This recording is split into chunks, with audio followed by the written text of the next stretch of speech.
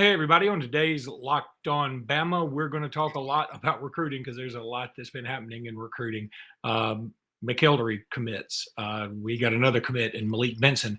And there's a lot of interesting stuff out there in the recruiting world. A guy that a lot of people hadn't talked about maybe flipping to Alabama soon. Who knows? If you watch his social media, you think he will be. We'll talk about that. And we'll also talk about Javion Cohenn coming out with a very sensitive message, a very powerful message about dealing with mental health. We'll talk about all that and more on today's Locked On Bama.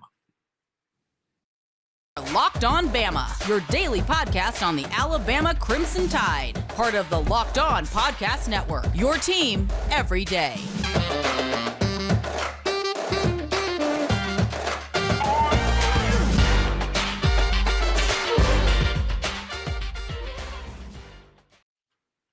Hey, everybody, and welcome back into Locked On Bama. Luke Robinson, that's me. Jimmy Stein, that's him. Jimmy, how are you today? Jimmy, how are you? Going on. So much for an off season. I'm doing just fine. Good. But a lot is going on. There really is. First of all, let's go ahead and get this out of the way. This episode brought to you by LinkedIn, our new sponsor. Appreciate LinkedIn so much. They will be the sponsor specifically every time John Garcia is on the show with us. He should be on the show with us Thursday. I'm going to record that Thursday, and I guess I'll try and put it out Thursday, but it may be Friday morning. Regardless, John Garcia, the best in the business when it comes to recruiting, will be with us Thursday, and that'll be brought to you by Locked In. Now, let's go ahead and talk about McElderry, who committed the other day. You did a quick hitter on it. Just some final thoughts on him, and did we ever learn exactly how to pronounce his name? Yeah, it is Ryquez McElderry. McElderry. He is committed, excited to get him. Again, I encourage people, look, I remember this story is almost irrelevant, but years ago when we were recruiting not so great, before Nick got here and Alabama was under some crushing sanctions, the recruiting situation was a lot different. It was headed by someone a lot different than Nick Saban. We would pick up commitments and our fans would get excited.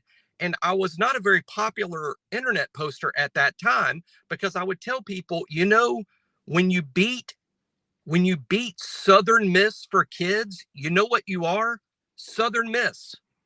And fans would try to talk themselves into loving each one of these kids. And we were beating Southern Miss, and then we'd beat Troy, and then maybe we'd beat Ole Miss, and then maybe we'd beat Memphis. And fans would find a way to get excited. And I was always talking about who you beat to get the kid, who was his best offer. And unfortunately for several kids was Alabama, and most of those kids didn't really pan out. Some of them did. Most of them did not. My point is this: Ryquez is not ranked very highly, but who did Alabama beat to get him? Georgia, the national champions, who, by the way, play really well at the line of scrimmage. Not only did Alabama beat Georgia, I'll tell you a program that was busting to get him was Tennessee.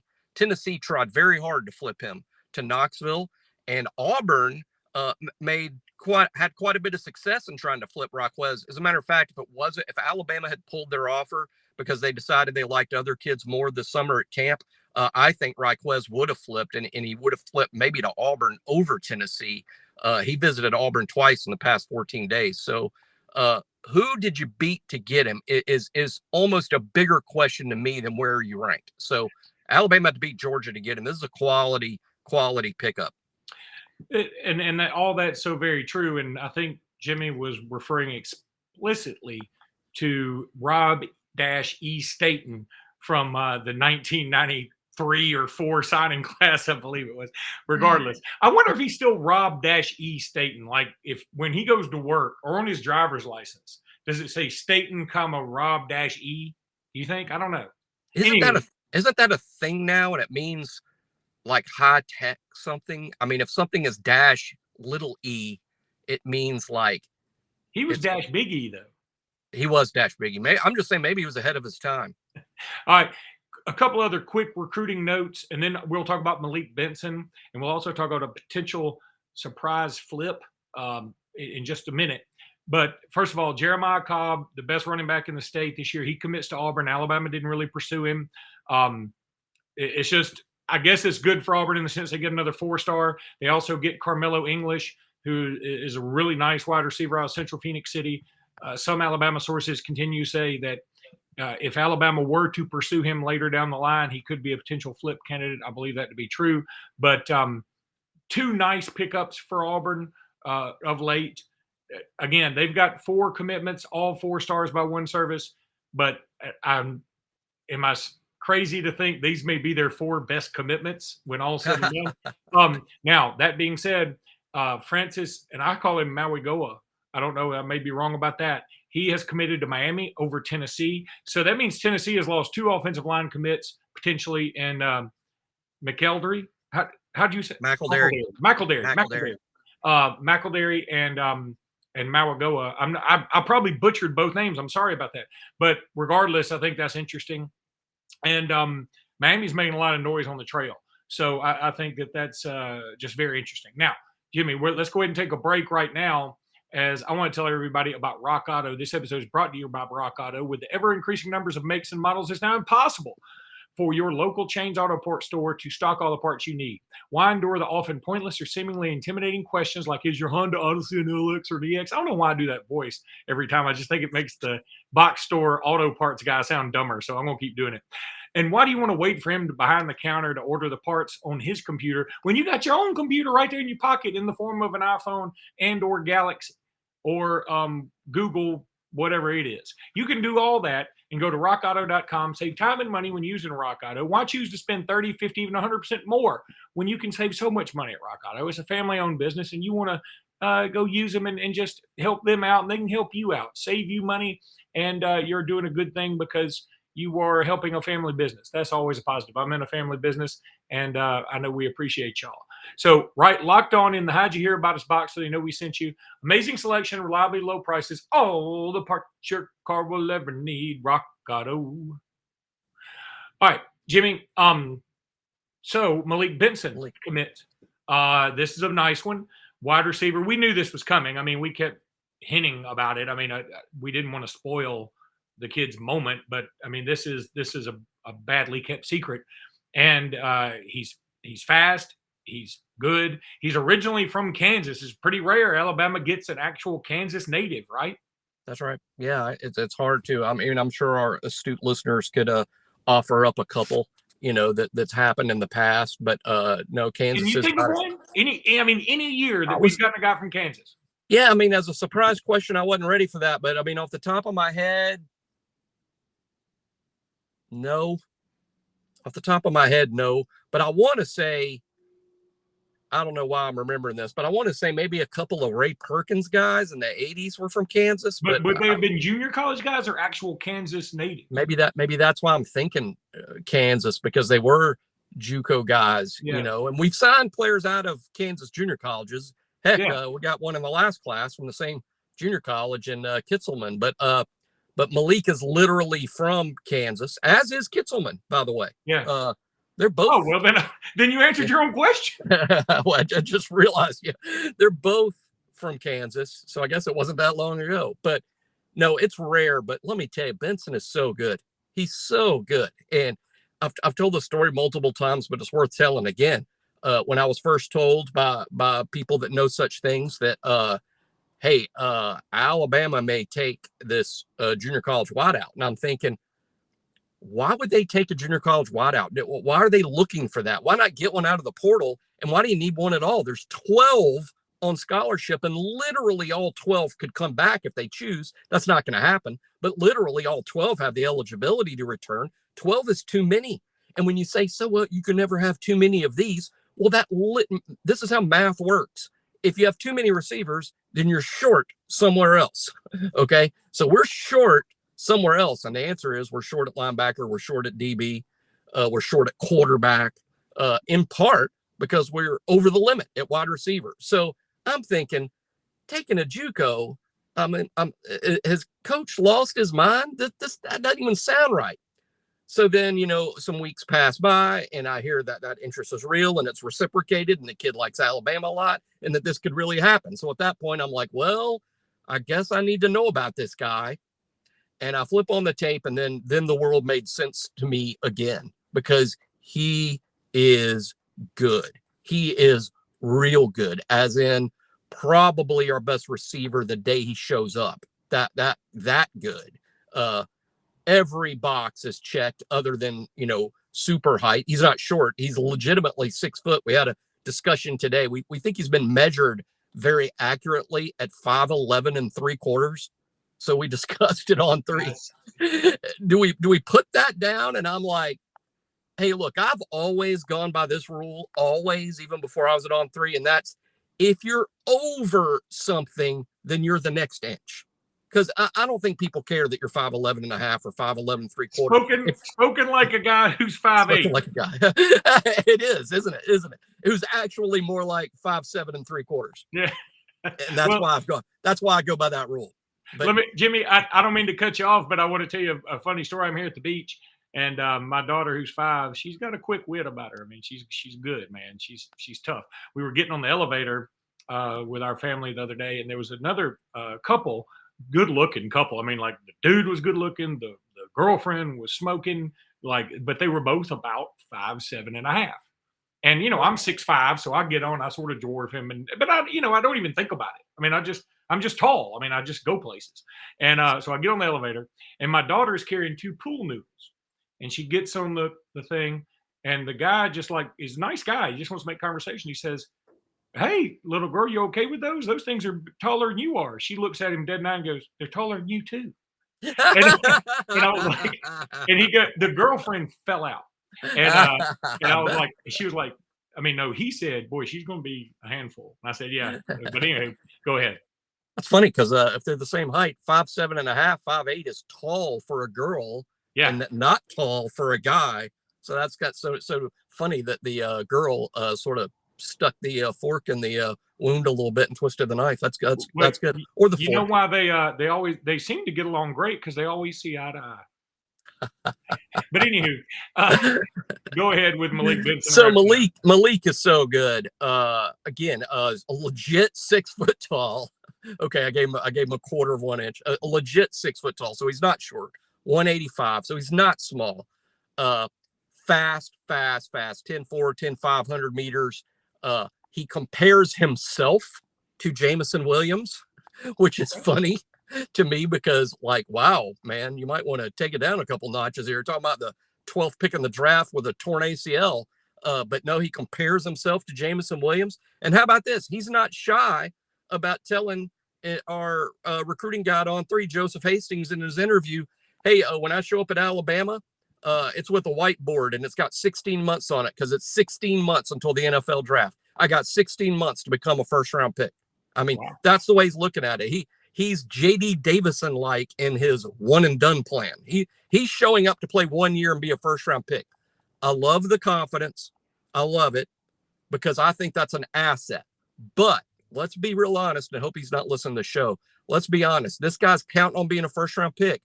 And when he shows up, he's going to get covered by Kool-Aid, by Kyrie Jackson, by Earl Little.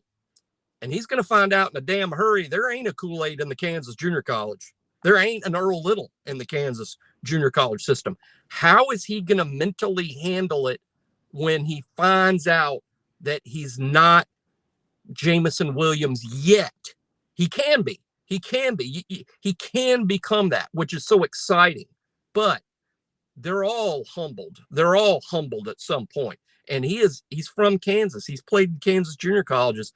The odds that he's gone up against a Kool-Aid, certainly not in the games. So I'm just saying how he handles that will tell the story. But I wrote today on 3 on my piece on Malik's commitment.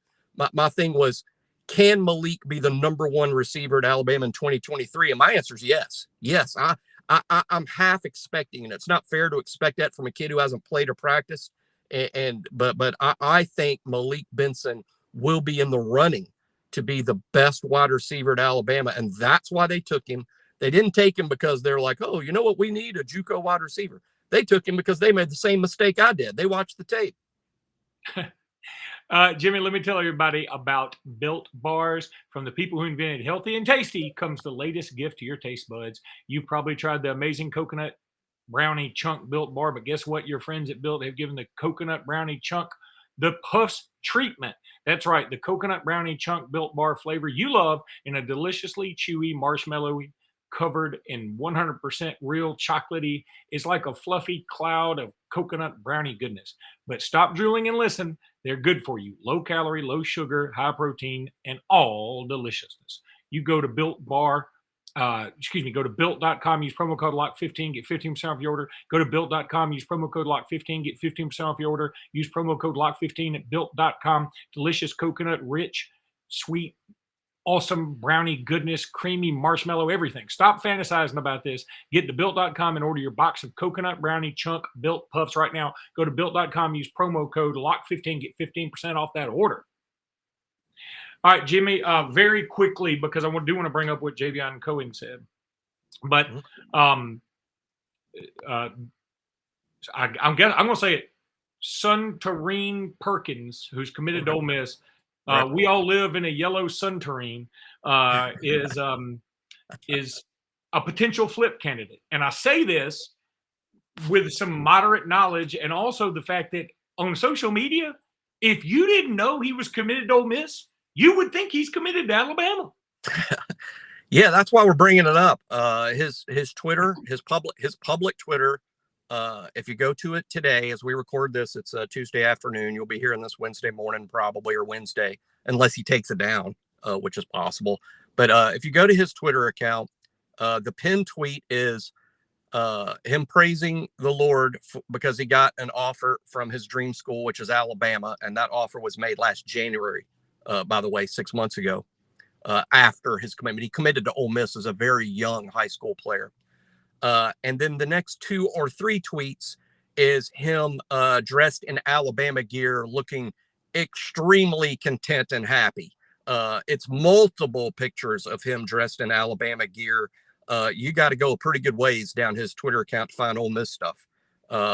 So is he going to flip? I don't know. I mean, there's nothing that we can report. There's nothing that we will report. All I'm saying is this is a kid rumored to be a flip candidate that Alabama has offered that is drenching his Twitter timeline in Alabama goodness. So let's just say this week that this is one to keep an eye on. Oh, by the way, in terms of what kind of player he is, I compare him to Ralph Staten. That's a little old school for some of you folks that listen to the podcast that might not have been around in 1994 to watch Ralph Staten play. Is one of the great college football players that's played at Alabama, in my opinion. And I say that because Suntarine is an amazing athlete. Yes, he's a linebacker. Yes, I think he's an inside linebacker, probably cut out to play the will position, but he is tall. He's long. He returns punts. He plays running back. There is a great clip of him making an interception that's so good it would be on Monday Night Football's You Got Mossed. He's a great athlete. And in my opinion, no one asked me, but in my opinion, this is no worse than the second best prospect in Mississippi in this cycle and a national top 125 at worst. Okay, that's interesting. We'll talk about him. Should he flip sometime in the near future?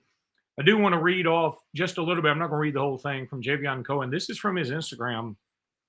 He said, "For the past month, I've been in rehabilitation for mental health reasons. The pressure we feel as athletes is insurmountable and can be too much at times. I don't want to focus on the bad, though. I want to shed light on the good that has come of this. One of the lessons I learned here. Heron Wellness has taught me so many things about myself and life that I'm extremely grateful for. The biggest lesson is okay to not be okay." And then he goes on and has a great message. And I say this, and I say it almost with chills as a person who has dealt with depression all his life, who's been on medication for it for some time now, and it's helped me a ton. I'm not embarrassed to talk about it. I'm not sad to say anything about it.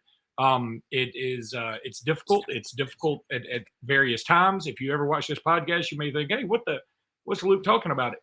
I mean, because you just don't know this side of me is one thing, and then there's another side to me.